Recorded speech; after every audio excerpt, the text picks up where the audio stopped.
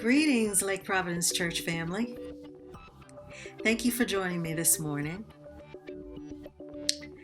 This is Dr. Linda Plummer Ward, bringing you greetings from the health ministry with another health ministry moment.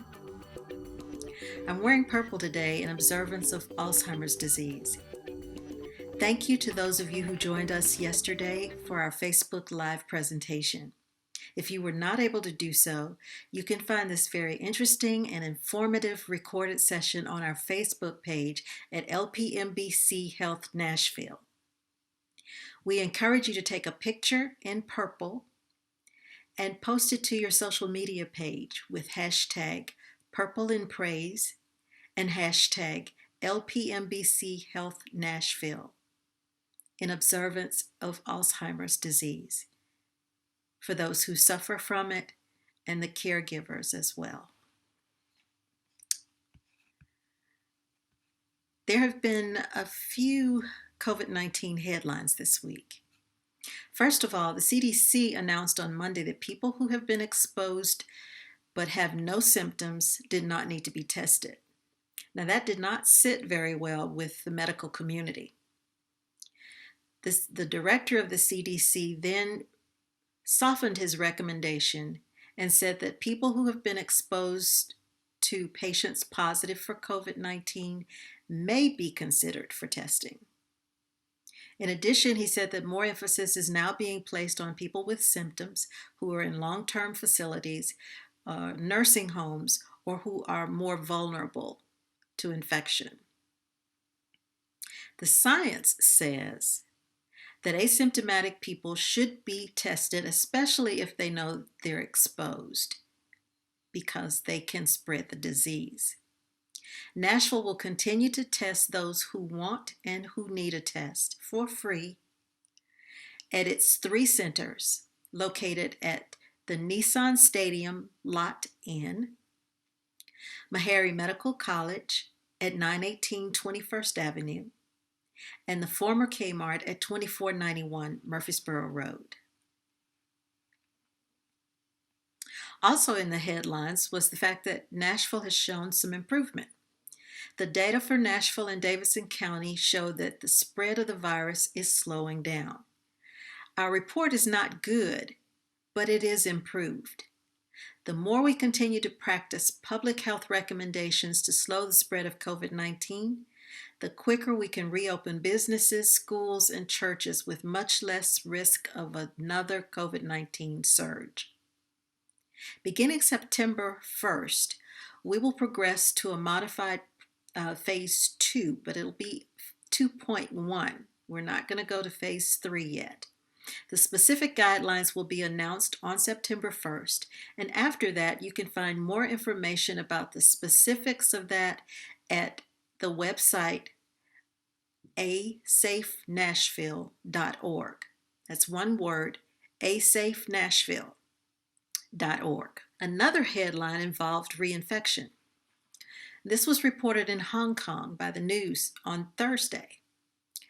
This patient was a 33-year-old male who was positive for COVID-19 in March and recovered.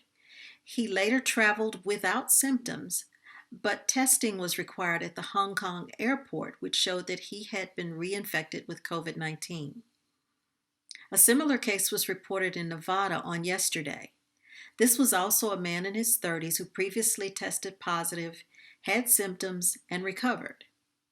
48 days later, one of his parents that he lives with got COVID-19.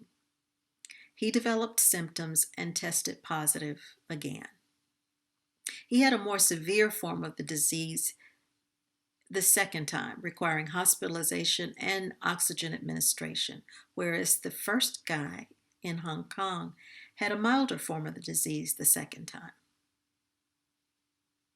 This lends credence to the observation that the virus is in fact mutating, that immunity to COVID-19 may be brief, and that reinfection is possible. It also makes us wonder about the efficacy or efficiency of antibodies formed in response to COVID-19 infection, as well as the vaccines and herd immunity that we discussed last week. More information from the medical and science communities is forthcoming. I'm sure this is going to be studied very closely. Within the 3 weeks of school openings, COVID-19 outbreaks closed 9 Tennessee schools. 5 of them are here in Middle Tennessee.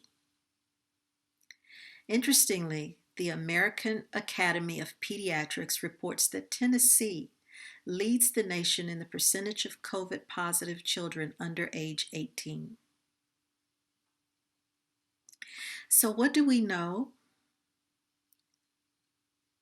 We know that there is still a lot that we don't know. We know that this is not black and white, but that there are a lot of gray areas because there's so many unanswered questions. We know that we have to continue to put our faith and trust in God.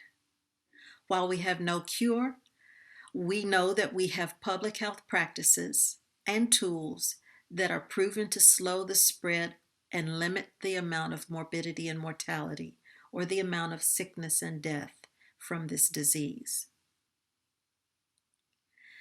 So we need not fear or be faint of heart, nor should we be discouraged.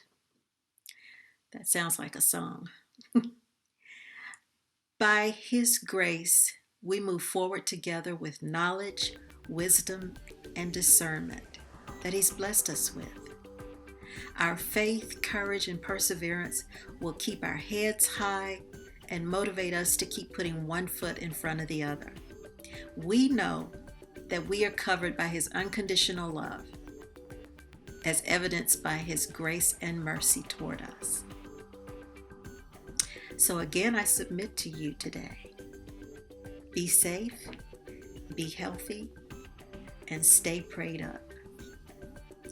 You have a blessed week. Thank you again for joining me. And take good care.